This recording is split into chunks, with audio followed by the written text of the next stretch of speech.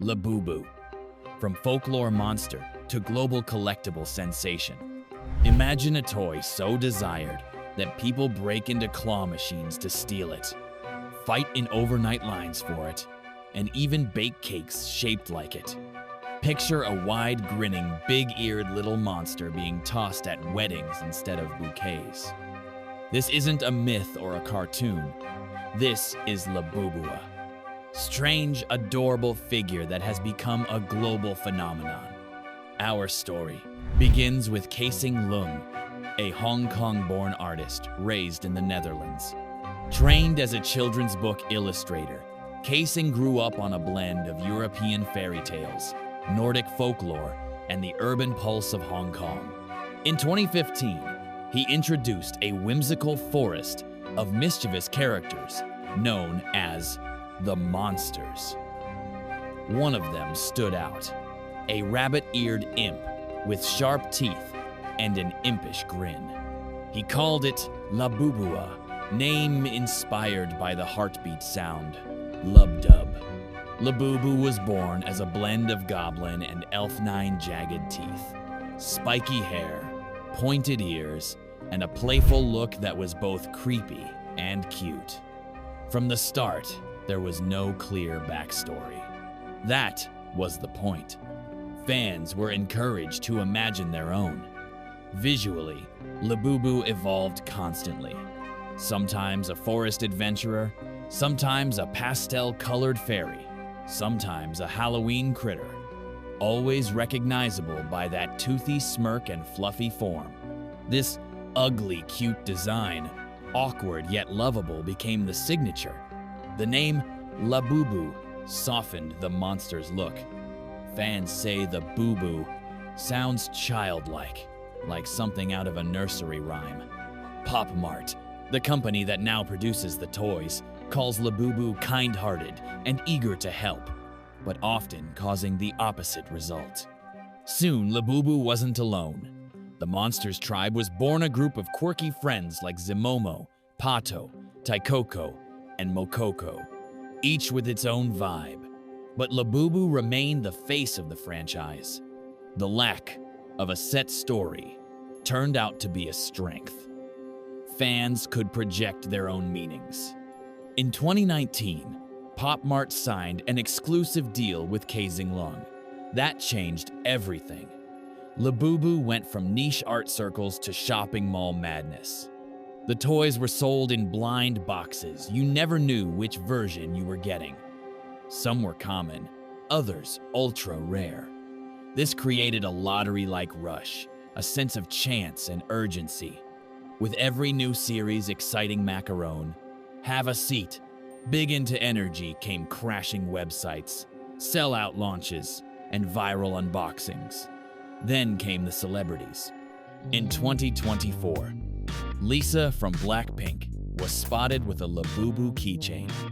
Interest exploded overnight. Suddenly, Labubu wasn't just a toy, it was a streetwear accessory, a status symbol, a lifestyle marker. Soon, celebrities like Rihanna, Dua Lipa, Dylan Brooks, and David Beckham joined in. Fashion brands sent models down runways in Labubu outfits. Exclusive versions were released for museums like the Louvre. The fever went global. The secondary market turned wild. Some figures sold for hundreds. One 4-foot-tall mint green Labubu sold for $170,000. Fans camped out. Claw machines were broken into, and entire communities emerged for trading, customizing, and showing off collections. Of course, with fame came fakes. Knockoff Lafufas hit the market. Scammers in Thailand took pre-orders and vanished with tens of thousands of dollars. But none of this slowed the hype. In Asia, Labubu became a cultural icon. Pop-up stores opened. Tourism boards used Labubu mascots to promote travel. Brides replaced wedding bouquets with Labubu dolls. In Europe and the US, flagship stores appeared. Runway shows featured Labubu prints, and the character began popping up on subway rides and red carpets. But not everyone was pleased.